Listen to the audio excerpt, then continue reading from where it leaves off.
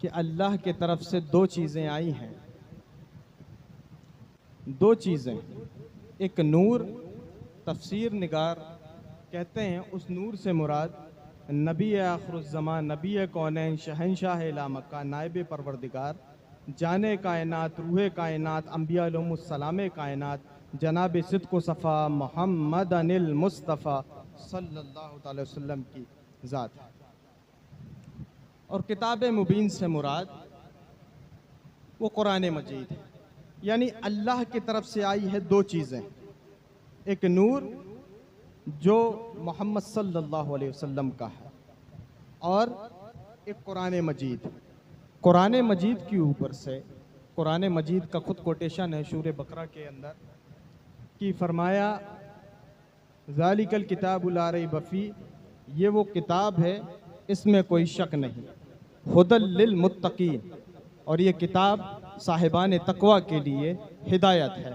और हिदायत अल्लाह की तरफ से एक रहमत हुआ करती है। तो कुरान मजीद साहिबान तकवा के लिए, जो परहेज़गार हैं, जो मुत्तकी हजरात हैं, उन लोगों के लिए कुरान मजीद रहमत है। यानी ये जितने लोग हैं इन सब के लिए एक न एक दिन कभी ना कभी सब कोई तकवे की मंजिल पे पहुँचेंगे इंशाअल्लाह। तो सब के लिए कुरान मजीद एक रहमत है। कुरान मजीद साहिबान तकवा के लिए रहमत है, रहमत। और बचे मोहम्मद अरबी, तो मोहम्मद अरबी है क्या? अजी कुरान तो साहिबान तकवा के लिए रहमत है, मगर खुदा खुद कहता है नबी आखिरुज़्ज़मा के लिए, यार कुरान तो साहिबान तकवा के लिए रहमत है और तू जमी कायनात के लिए रहमत है। फरमाया वमा अरसलना का इल्ला रहमतल लिल आलमीन, यार हमने तुझे सारे संसार के लिए रहमत बना करके पहुंचाया है, सारे संसार के लिए। अब फरमाया वमा अरसलना का इल्ला रहमतल लिल आलमीन, लफ्ज़ आलमीन आया है, तमाम आलमीन के लिए रहमत। अब ये आलमीन है, लफ्ज़ आलमीन। अब जो गैलेक्सी है, जो ग्रह हैं, ये कहाँ तक जाते हैं, कहाँ तक हुआ मुझे नहीं पता कि आलम का तायुन कहाँ तक किया जाएगा, आलम कहाँ तक पहुँचता है, मुझे नहीं पता है। मगर एक आयत कुरान में ऐसी है जो आलमीन समझाने में मदद करती है और सबको उसका तर्जुमा पता है। सूरह हमद के अंदर आवाज़ दी अल्हम्दुलिल्लाह रब्बिल आलमीन, और वहाँ आवाज़ दी वमा अरसलना का इल्ला रहमतल लिल आलमीन। अब आलम यानी आलम का तय्युन कहाँ तक किया जाएगा? यहाँ आवाज़ दी अल्हम्दुलिल्लाह रब्बिल आलमीन और वहाँ आवाज़ दी वमा अरसलना का इल्ला रहमतल लिल आलमीन। यानी पता ये चलता है जहाँ तक खुदा की खुदाई जाए वहाँ तक मेरे मोहम्मद अरबी की नबूवत जाए, जहाँ तक खुदा की खुदाई जाए वहाँ तक मेरे मुस्तफ़ा करीम की रहमत जाए, जहाँ तक खुदाई जाए वहाँ तक नबी आखिरुज़्ज़मा की रिसालत व नबूवत व रहमत व नूर जाए। ये यानी अल्हम्दुलिल्लाह रब्बिल आलमीन और वमा अरसलना का इल्ला रहमतल लिल आलमीन की आलमीन का तायुन कहाँ तक हो, दोनों जगह शेख बैठे हुए हैं, दोनों जगह आलमीन है जी। आलमीन नबी आखिरुज़्ज़मा, नबी कौनैन, शहंशाह ला मक्का, आप नूर हैं। हम जैसे हम बशर हैं, हमारी तरह आका अलैहिस्सलाम ने ज़िंदगी बिताई, ये आका का ख़ास फजल था। मगर दीगर लोगों ने कहा कि नबी करीम सल्लल्लाहु अलैहि वसल्लम की ज़ात जो है वो एक बशर है, नूर के तौर पे। अगर कुरान का एक कोटेशन पढ़ दिया जाए क़द जाअकुम मिनल्लाहि नूरुम व किताबुम मुबीन, तो बहुत से लोगों ने इस तरीके से बेईमानियाँ की है कि किताब के साथ नूर आया है तो ये नूर मुस्तफ़ा नहीं, नूर हिदायत है। इस तरीके से भी खेल खेला है। मगर बहरहाल नबी आखिरुज़्ज़मा, नबी कौनैन, शहंशाह ला मक्का किस तरीके से नूर हैं, बड़े आसान अल्फाजों में कुरान की रूलिंग से समझाने की कोशिश करूँगा। इसलिए कुरान हरफ आखिर है। हमारा अकीदा और हमारे जमी लोगों के अकीदे कुरान से बना करते हैं। तो नबी करीम सल्लल्लाहु अलैहि वसल्लम को खुदा कुछ इस अंदाज के साथ पुकारता है, या अय्यहतुन नफ्सुल मुतमइन्ना, इरजी इला रब्बिकी, फरमाया ए इत्मीनान रखने वाले मोहम्मद वापस आ जा। ए इत्मीनान रखने वाले मोहम्मद वापस आ जा। बड़े आसान अल्फाजों में बात कर रहा हूं, बस वापस। अब लफ्ज़ वापस जो कहा गया वापस आने के लिए, तो आप तमामी हजरात यहाँ बैठे हुए हैं, महफिल मजलिस और उर्श पाक ये जो है ये ख़त्म होगा तो आप लौट करके अपने घर जाएंगे, वापस अपने घर जाएंगे। और कोई अदर कंट्री से आया है तो वो वापस अपने मुल्क जाएगा। तो लफ्ज़ वापस बोला जाता है घर के लिए और वतन के लिए। लफ्ज़ वापस बोला जाता है घर के लिए और वतन के लिए। और वहाँ फरमाया ए इत्मीनान रखने वाले मोहम्मद वापस आ जा। अब जो एतराज़ करते हैं उनसे जाकर के सवाल करो कि मोहम्मद अरबी का वतन मक्का या मदीना नहीं है, मोहम्मद अरबी रहने वाले हैं अर्श के। अगर वहाँ खाक होगी तो मोहम्मद अरबी खाक होंगे, अगर वहाँ नूर होगी तो मोहम्मद अरबी नूर होंगे। अरे अर्श तो मलाइका का मकाम है, वहाँ तो नूर ही नूर है। तो साबित हुआ मोहम्मद अरबी की ज़ात नूरुन अला नूर है, नूरुन अला नूर है। नबी आखिरुज़्ज़मान, नबी कौन शहंशाह ला मका की ज़ात। तो नबी करीम सल्लल्लाहु अलैहि वसल्लम की ज़ात ऐसा नूर कि वो नूर जब अपने हुस्न जमाल के साथ निकलता था। वाक़या है कि हिजरत फरमा रहे थे आका अलैहिस्सलाम मक्के से मदीने की तरफ। यसरफ के लोग खड़े हुए हैं, देख रहे हैं, शाम होने को आ रही है कि नबी करीम सल्लल्लाहु अलैहि वसल्लम आ नहीं रहे हैं। लोग देख रहे हैं कि आका कहाँ तक पहुँचे, कहाँ तक आए। वहाँ से आका अलैहिस्सलाम की सवारी आ रही है, लोगों को नज़र नहीं आ रहा है, शाम होने को आ रही है। एक बच्चा मदीने का, तवज्जो हो, एक बच्चा मदीने का खड़ा होकर के देखता है, देखो देखो चांद नजर आ गया, ताला अल बदरू अलैना। यानी मुस्तफ़ा करीम के चेहरे को देख करके कहता है कि देखो देखो चांद नजर आ गया, ताला अल बदरू अलैना।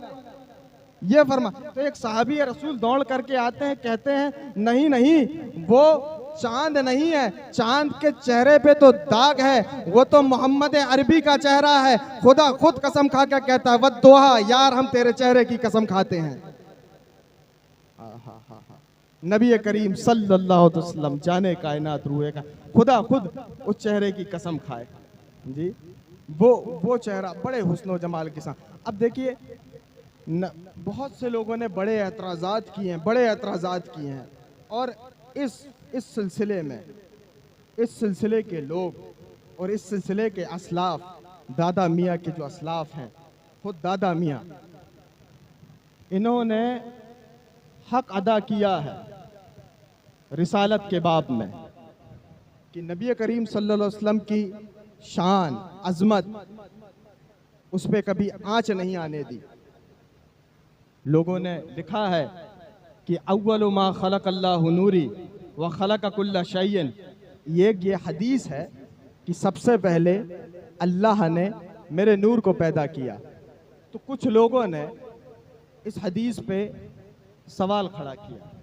सवाल किस तरीके से खड़ा किया कि ये हदीस जो है ये दईफ जिद्दन है या मौदू है।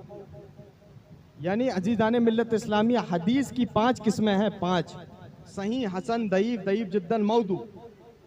सबसे A1 क्वालिटी की हदीस होती है सही, सेकंड होती है हसन, थर्ड होती है दईफ, और चौथी दईफ जिद्दन, और 5वीं मौदू। तो जो दईफ जिद्दन है और मौदू है, इनके ऊपर उलमा ज़्यादा एतबार नहीं करते। मौदू के ऊपर तो कहते हैं कि ये अक्यूज्ड ऑफ लायर, झूठा रावी है, कज़्ज़ाब, इस तरीके से बात की जाती है। तो जो ये हदीस थी अव्वलु मा खलक़ल्लाहु नूरी व खलक़ कुल्ल शैइन, इस हदीस के ऊपर से काफ़ी ज़्यादा सवाल उठाए गए, काफ़ी ज़्यादा बात की गई। और वाकई तौर पे वो हदीस सनद के एतबार से और अस्मा और रिजाल के एतबार से देखा जाए तो वो काफ़ी कम दर्जे की थी, मगर उसे कोशिश करके हमने हसन के दर्जे तक पहुंचाने की कोशिश की है। तो मैंने एक रिसाला भी इसके ताल्लुक से लिखा है, तो उसे मैं हसन के दर्जे तक लेके गया हूँ। और उस हदीस के ऊपर से मुझे जो भी इश्काल थे, मैंने खुद इस सिलसिले के अकाबरीनों की किताबों को उठाया, तब जा कर के मुझे पता लगा कि हाँ हमारे सिलसिले में कितने दानिशमंद, कितने आलिम फाजिल, कितने फ़कीह और कितने बड़े आइमा मुहद्दिसीन हैं। तब जा कर के मुझे पता लगा। अजीज़ान मिल्लत इस्लामिया, मैं भी जामिअतुल अज़हर मिस्र में हूँ, और मिस्र के अंदर मिस्र वो यूनिवर्सिटी है कि जिसे ऑक्सफोर्ड और कैम्ब्रिज नहीं खुले हुए थे, उस वक्त मिस्र के पास ऑक्सफोर्ड का खिताब था और आज भी है। 1100 साल पुरानी यूनिवर्सिटी है। उस यूनिवर्सिटी में जो सबसे टफ सब्जेक्ट समझा जाता है वो हदीस का समझा जाता है। यानी हदीस काफ़ी मुश्किल तरीन सब्जेक्टों में से एक है, इसलिए अस्मा और रिजाल के अलग है, उलूम हदीस के अलग है, हदीस तहलीली के अलग है, इस तरीके से दीगर चीज़ है। लोग वहाँ के बच्चे कहते हैं अगर किसी का सुख चैन छीनना हो किसी नए बच्चे का, तो उसे हदीस की फैकल्टी में दाखिला दिलवा दिया जाए, उसका सुख चैन खुद छिन जाएगा। बाकी पढ़ने वालों के लिए सब आसान है और ना पढ़ने वालों के लिए सब मुश्किल है, ये भी बात कही जाती है। मगर जो पढ़ने वाले हैं वो भी इस बात को मानते हैं कि हदीस काफ़ी टफ सब्जेक्ट समझा जाता है। तो बताना मेरा ये मकसद था यहाँ पे कि जामिअतुल अज़हर शरीफ में हदीस के ऊपर से जामिअतुल अज़हर शरीफ में अर्रफ़ व तकमील, अल जर्ह व तादील, अब्दुल अली फ़िरंगी महली साहब की ये किताब है, वो वहाँ पे सिलेबस में निसाब में शामिल है। और अब्दुल अली फ़िरंगी महली ये हुजूर दादा मियाँ रहमतुल्लाह ताला अलैह के पीरो मुर्शिद हुजूर ख्वाजा अब्दुल हई शाह चाटगामी आपके उस्ताद गिरामी हैं। अब्दुल हई शाह चाटगामी के उस्ताद हैं जिन्होंने अर्रफ़ व तकमील, अल जर्ह व तादील लिखी है। उनका बड़ी कम उम्री में इंतकाल हो गया था, तो उनकी बेशुमार किताबें हैं, दीगर किताबें हैं। उन किताबों को दादा मियाँ के पीर साहब ने मुकम्मल किया। कुछ शुरुआती थी उन्हें पूरा किया, कुछ अधूरी थी उन्हें पूरा किया, और बाकायदा अपने उस्ताद का नाम लिख दिया क्योंकि शागिर्दी का हक अदा किया। तो दादा मियाँ क़द्दस सिर्रहुल अज़ीज़ के पीर साहब इतने फाजिल थे कि उन्होंने ऐसी ऐसी किताबें लिखी, ऐसी दादा हुजूर के पीरो मुर्शिद 150 से ज़्यादा किताबें आपकी, 150 से ज़्यादा अरबी अदब में। हाफिज़ इब्ने हजर अस्कलानी हर कोई जानता है, उलमा में हर कोई जानते हैं। फतहुल बारी अश-शरह अल बुखारी, आपने बुखारी शरीफ की शरह लिखी है।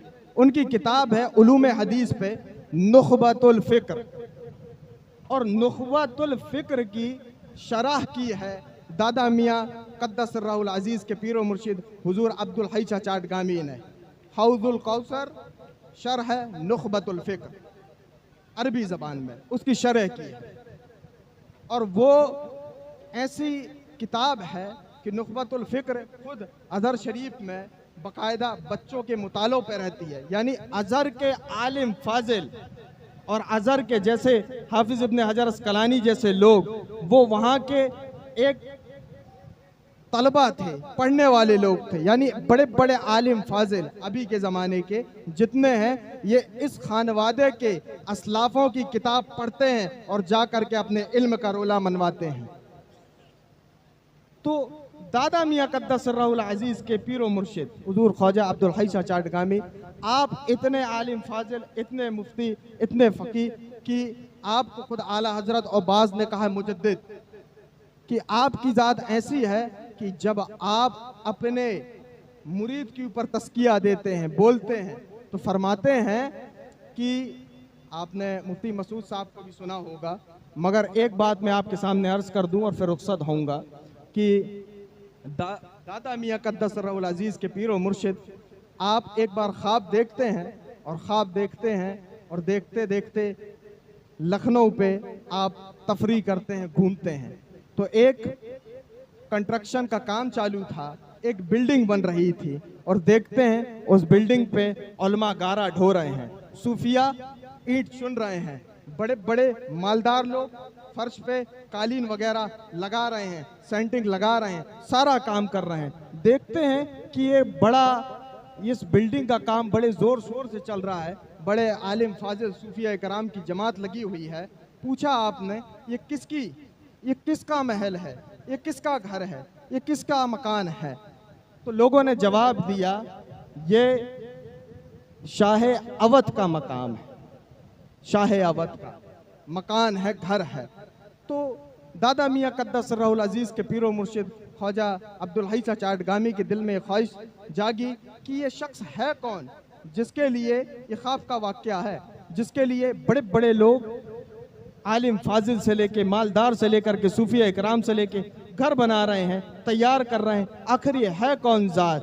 तो आपकी ख्वाहिश जाहिर हुई तो वहाँ से दादा मियाँ क़द्दस सिर्रहुल अज़ीज़ की ज़ात निकल करके आती है और लोगों ने कहा शाह अवध की ज़ात ये नबी रज़ा सरकार की ज़ात है, शाह अवध की ज़ात। तो दादा मियाँ क़द्दस सिर्रहुल अज़ीज़ के पीरो मुर्शिद ने फरमाया कि हाँ हाँ मेरा नबी रज़ा शाह अवध है, हाँ हाँ हाँ कुतुब अवध है। अजीज़ान मिल्लत इस्लामिया, आज हम और आप इस आस्ताने के कुर्ब में बैठे हैं। कुर्ब के ताल्लुक से सुन चुके हैं आप कि हम हकीकी तौर पे कुर्ब इलाही में बैठे हैं, कुर्ब इलाही में बैठे हैं। तो अजीज़ान मिल्लत इस्लामिया, दादा मियाँ क़द्दस सिर्रहुल अज़ीज़ की ज़ात से और यहाँ के सज्जाद गानों से दिल से, मन से और दिमाग से सच्ची तरीके से सच्ची आस्था के साथ मोहब्बत फरमाएं और इनके कौल को, फ़ेल को देखें, उस पर अमल करें, नमाज रोज़े की पाबंदी रखें, वाक़ीमुस्सलात व आतुज़्ज़कात इसका ख्याल रखें। और शरीयत सबके लिए एक जैसी है, सब के सब कोशिश करें कि किसी से भी हुकूकुल्लाह, हुकूकुल इबाद तर्क ना होने पाए, इस चीज़ की कोशिश करें। इंशाअल्लाह ताला फैज़ान औलिया हम सब पर जारी और सारी होगा। अगर मेरे कुछ बोलने में गलती हो गई हो तो हुजूर दादा मियाँ सरकार की ज़ात को गवाह बनाकर और जमी अहबाब को गवाह बनाकर उस रब्बे जा हकीकी की बारगाह में मैं तौबा करता हूँ। इस्तिग़फ़ार अस्तग़फ़िरुल्लाह, इस्तिग़फ़ार अस्तग़फ़िरुल्लाह। या वलियन नैम या कुल्लन नैम, मदद मदद मदद या सिद्ना अल हुसैन अलैहिस्सलाम, हक़्क़न व सिद्क़न ला इलाहा इल्लल्लाहु मुहम्मदुर रसूलुल्लाह व मा अलैना इल्लल बलागुल मुबीन। अस्सलामु अलैकुम व रहमतुल्लाहि तआला व बरकातुहू।